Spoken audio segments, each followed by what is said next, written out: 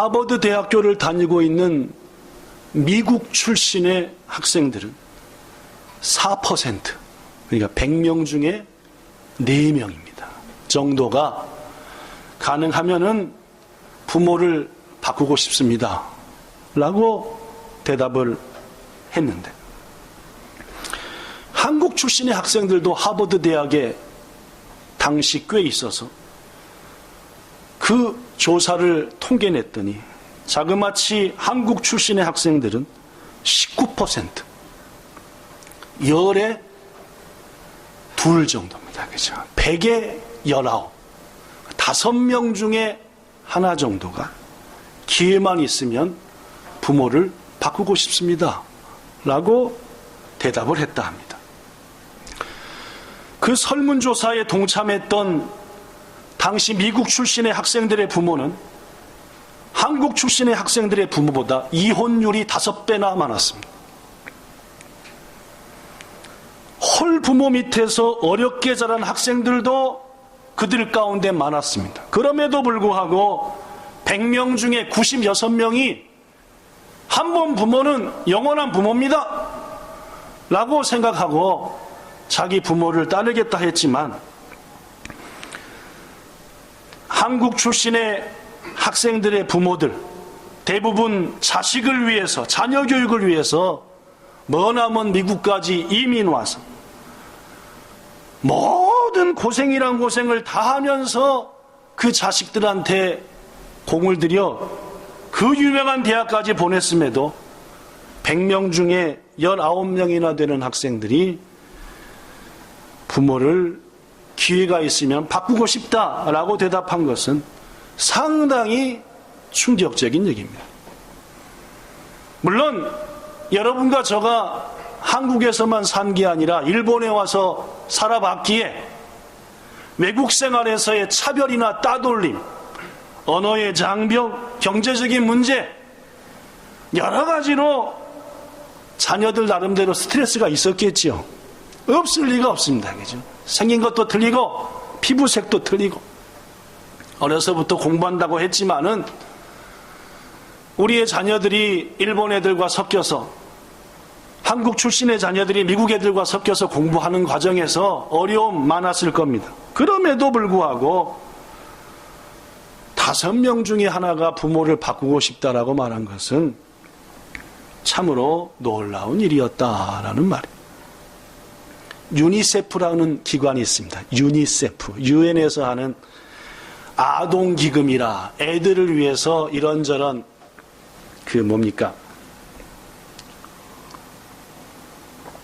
기금들을 모아서 그걸 가지고 좋은 일을 하는 유니세프. 아시아 17개국의 청소년들, 즉 9살부터 17살까지를 대상으로 역시 설문조사했습니다. 당신의 부모를 존경합니까? 라고 물었대요. 7살이니까 9살이니까 요년세? 네. 하은이가 9살인가요? 네. 하은이 정도 때부터 시작해서 17살이니까 고고 니넨세, 산넨세구라까지. 그랬더니 이 질문에 대해서 한국의 청소년들은 부모를 존경합니다. 몇 %쯤 됐을까요? 2001년 통계인데 13%랍니다. 100 중에 13명이 우리 부모를 존경한다. 이는 17개국의 평균이 72%였는데 부모를 존경한다고 하는, 거기에 훨씬 못 미치는 꼴찌 중에 꼴찌였어. 한국보다 훨씬 못 사는 나라, 방글라데시, 파푸아 뉴기니, 베트남, 캄보디아 등등의 청소년들은 자기 부모를 존경한다는 것이 80%에 가까웠어.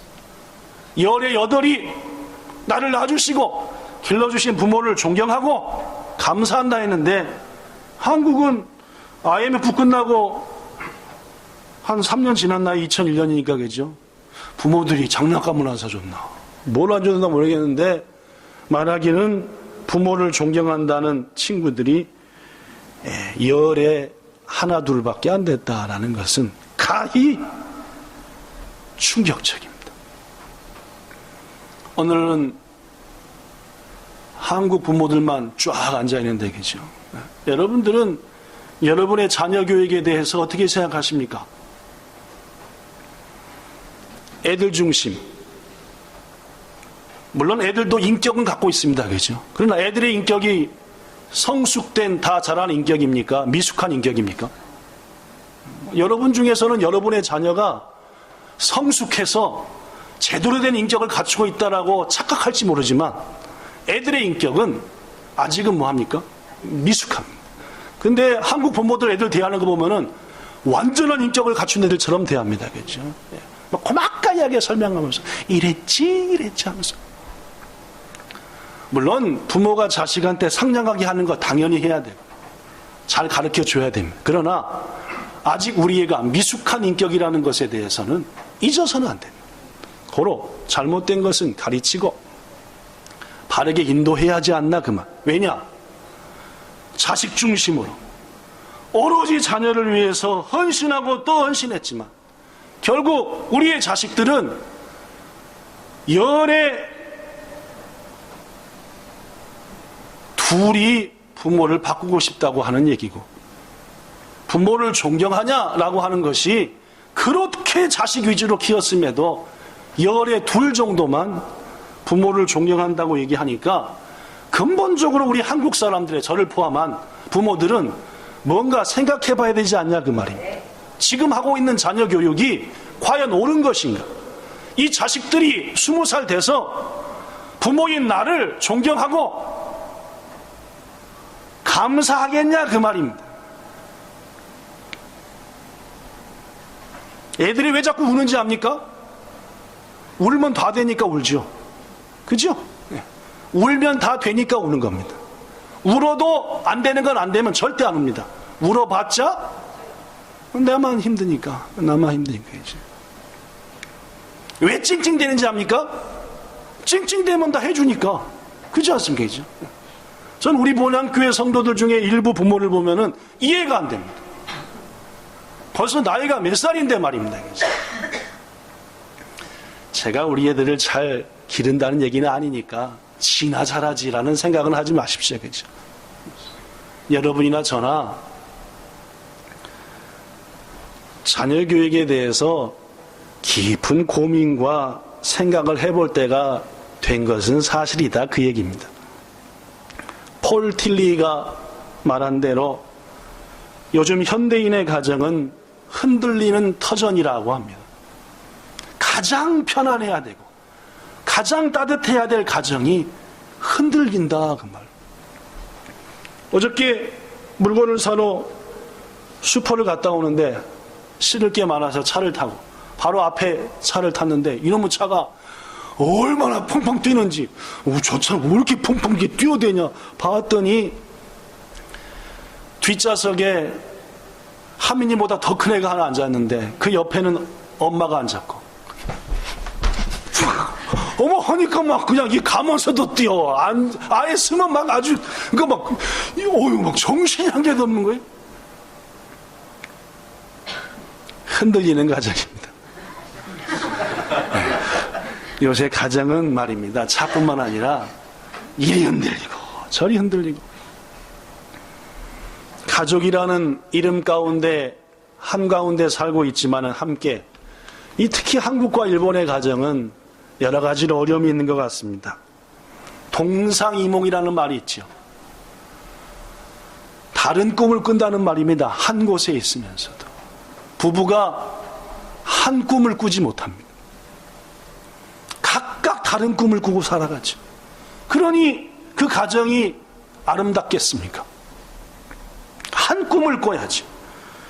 약 한 주간 전에 후쿠오카에서 일어난 38살 먹은 현직 경찰관이 자신은 절대 안 그랬다고 부인하고 있지만 동갑내기 부인을 목 졸라 죽인 것 같습니다. 죽은 현장에 어떤 지문도 없고 흔적도 없고 반항한 것도 안 보이고 문을 바깥에서 따고 들어온 흔적도 없고, 결국 후쿠오카 경찰은 단정했습니다. 자기 부인을 죽인 자는 남편이다. 얼마나 세게 목 졸라 죽였든지 목뼈가 다 부러졌대지. 웬만큼의 살의가 없이는 목뼈가 부러질 정도로 눌러버리지는 못한답니다. 그런데 그 가정에 도대체 어떤 일을 썼길래 남들이 볼 때 화목해 보이는 그 가정에 그런 처참한 일이 일어났냐 그 말. 거기서 그치지 않습니다. 여러분 아시다시피 누구도 죽었습니까? 9살 먹은 아들, 6살 먹은 딸, 눈물이 날 지경입니다. 어떻게 아버지가 무슨 사연과 안타까움이 있었길래 그 이쁜 자식들까지도 목을 졸라 죽였을까라는 걸 볼 때, 이야, 저 살아남은 후쿠오카의 38살 먹은 저 경찰 인생도 참 기구하다. 결혼해서 낳은 자식, 그리고 사랑하는 아내, 도대체 얼마나 고통이 가족 간에 있었길래 저런 비참한, 여러분 그 38살 먹은 그 사람 잡아서 왜 죽였냐고 감옥살이 시켜봤자 그 남은 인생이 얼마나 비참하겠습니까? 뭐 죽은 사람도 고통스럽지만은 살아남은 그 사람도 얼마나 고통스러울지는 뭐 충분히 조금만 생각해도 불쌍하기 짝이 없고 안타깝기 짝이 없는 오늘날의 가정이 얼마나 위태로운지 알 수 있습니다. 한자 성어 중에 이런 말이 있습니다. 동가식 서가수. 동쪽 집에 가서 뭐 하고? 서쪽 집에 가서는 뭐 한다? 이씨 저 집 떠돌아다니는 인생이다라는 그런 말입니다. 근데 요새 이 한자 성어를 바탕으로 이런 말이 생겼답니다. 동가숙 서가식. 조금 바뀌었죠? 바뀐 거 모르는 분이 계시나 보다. 제가 아까 소개했던 한자 성어보다 조금 바뀌었습니다. 물론입니다. 동쪽에서 뭐하고? 자고, 서쪽 가서 뭐한다? 밥 먹는다. 여기서 동쪽이라고 하는 것은 역시 우리 집입니다. 우리 집. 그러니까 우리 집에서는 뭐만 하고? 밥은 어디 가서 먹는다?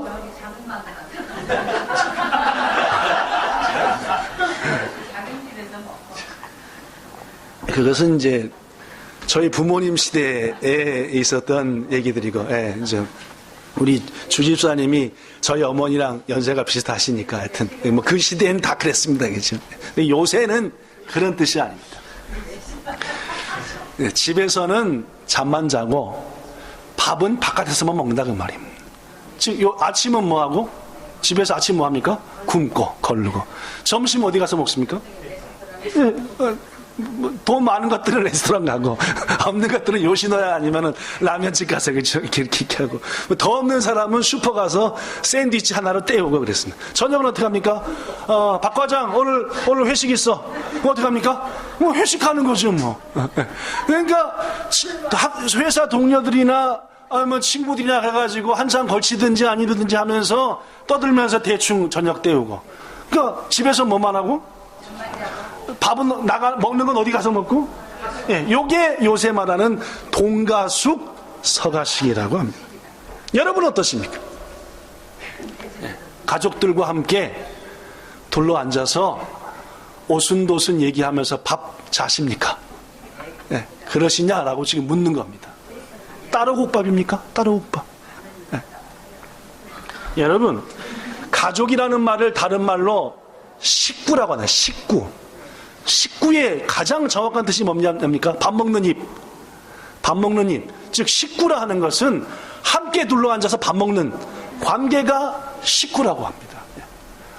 우리 식구가 밥 먹여야 될 식구가 몇이야? 그런 말도 있는데 그것보다 더 다른 의미는 같이 둘러앉아 밥 먹는 게 식구다 그 말.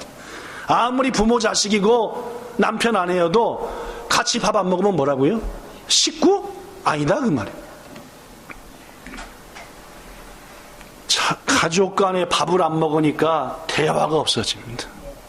가족 간에 밥을 먹지 않으니까 이런저런 고민을 모른다 그 말이에요. 영어로는 가족을 패밀리라고 얘기하죠. 그렇죠? 이 패밀리가 왜 패밀리가 됐냐? 이래서 패밀리가 됐답니다. 패밀리는 father, and mother, I love you. 요거서 맨 첫 글자만 딴 거래요. 그죠? 네. 아빠, 엄마, 너, 누나, 동생, 우리 전부 다 뭐 한다? 사랑하는 공동체다. 이런 걸. 진짜인지 가짜인지 모르겠는데. 하여튼 찾아보니까 이렇답니다. 그렇습니다. 서양이나 동양이나 가족이라고 하는 것은 말입니다. 서로 사랑하고 같이 밥 먹고. 이게 가족입니다. 저는 우리 본향교회 모든 성도들의 가정이 화목하기 바랍니다. 함께 밥 많이 잡수시기 바랍니다. 아침도 모여서 함께 얘기하면서 바쁘지만 점심은 어려우니까 저녁이라도 꼭 모여서 아빠 먼저 먹고 순서대로 먹고가 아니라 같이 모여서 말입니다. 이게 가족이다. 그런데 여러분, 하나님께서는 우리 믿음의 사람들에게 가정을 한 개 더 주셨습니다. 네. 우리에게는 이렇듯 사랑으로 뭉쳐진, 그리고 부모 자식 간에 피로 뭉쳐진 가족이 있는가 하면은 하나님께서는 또한 여러분과 저에게, 특히 그리스도인들에게 또 다른 가족과 가정을 주셨다는 말입니다. 물론입니다. 하나님이 세우신 교회, 그것은 믿음의 성도들이 하나님의 자녀된 여러분과 저가 함께 모인 가족 공동체입니다. 그래서 우리는 교회를 가정이라고 합니다. 우리를 영적인 뭐라고 합니까? 가족이라고 합니다. 필립이 안시라는 분이 있습니다. 그분이 쓴 책 중에 유명한 책이 교회, 나의 고민이며 나의 사랑입니다 라는 책이 있습니다. 교회는 나의 고민인과 동시에 나의 사랑이고 내가 사랑해야 될 곳이다. 그분은 그 책에서 이런 말을 했습니다. 가족이란, 즉 하나님의 가족, 즉 교회란 그런 뜻입니다. 단순히 싫고 좋고를 떠나 무관심, 경쟁, 증오가 존재하는 이 세상에서 어떻게 사랑이라는 것이 존재하는지를 알려주는 것, 그것이 바로 하나님의 가족인, 가정인 교회다라는 말. 그렇습니다. 세상은 서로 이기려고 합니다. 서로 밟고 올라서려고 하죠. 다툼이 있고 증오가 있고 무관심이 있습니다. 그러나 교회라고 하는 것은 하나님이 세우신 가정으로서 이렇게 험난한 세상 속에서 사랑이라는 게 있구나, 나눔이라는 게 있고 은혜가 있구나라는 것을 느끼게 해주는 것이 바로 하나님의 가족인, 하나님의 가정인 교회다라는 말. 이 책을 읽고 여러 사람이 감상문을 쓴 게 인터넷에 있어서 그 중에 한 사람의 글을 소개합니다. 필립이 안시의 이 교회에 대한, 교회는 가정이다라는 얘기를 쓴 책을 읽고 감상문을 쓴 사람. 나는 온전한 그리스도인이 되기를 꿈꾸지만 아무래도 예수님이 다시 오실 때까지는 불가능할 것 같습니다. 제가 세상 사람들과 구별된 삶을 살기 위해 애써보지만 제 속을 들여다보면은 역시 저도 세상 사람들과 똑같다는 것을 수없이 느끼기 때문입니다. 제 삶을 돌아보면 잘 해보려고 하다가도 넘어지고 또 유혹에 빠지고 실수하고 다시 회개하고 다시 바르게 살려 해. 이것을 매일매일 반복만 하고 있습니다. 교회가 그리스도인들의 모임이라는 것을 생각하면 왜 교회가 엉망진창인지 그 이유를 알 것 같기도 합니다. 왜냐하면 교회는 저처럼 부족하기 짝이 없는 사람들의 모임이니까요. 하나님을 모르던 저에게 교회는 하나님이 새롭게 꾸려주신 가정이었습니다. 그래서 그 새로운 가정, 즉 교회가 언제나 평안하고 화목하고 은혜로운 장소가 되기를 원하지만 꼭 그렇지만은 않습니다. 교회 내에서 부조리한 많은 것들, 도저히 이해할 수 없는 것들, 그것이 교회 속에 가득합니다. 그래도 내 가정이니까, 하나님이 짝지어 주신 내 가족이니까 사랑으로 품고 서로 다독이며 여러 문제들과 싸워 나가야 하는 것이 우리의 모습이어야 되지 않는가라고 생각합니다. 예수님 다시 오시기 전까지는 늘 이럴지도 모르겠습니다. 필립이 안시 내가 읽은 책의 제목처럼 교회는 나의 고민이고 교회는 나의 사랑입니다. 상당히 읽을수록 감동이 되었다. 이 사람이 참 이 책을 잘 읽었구나. 교회는 상처투성이고 여러 가지 부조리 투성이지만은 그래도 하나님이 주신 내 가정이니까 어떻게든지 안고 함께 헤쳐나가고 하다 보면은 주님 오실 때쯤 되면은 이 교회가 주님 보시기 아름다운 교회가 되겠지라는 그런 마음을 품은, 사랑하는 여러분, 그렇습니다. 하나님의 교회 그리고 속한 성도들은 하나님의 가족입니다. 오늘 본문 19절에 이런 말이 있지요. 여기 써졌습니다. 너희는 외인도 아니요 나그네도 아니요 오직 성도들과 동일한 시민인과 동시에 마지막에 하나님의 권속이라고 돼요. 영어 성경도 일본어 성경도 전부 다 패밀리, 가족 이렇게 번역했습니다. 근데 한국 성경만 가족이라고 번역하지 않고 뭐라고 번역했어요? 권속이라고 해요. 권속이 뭘까요? 찾아봤습니다.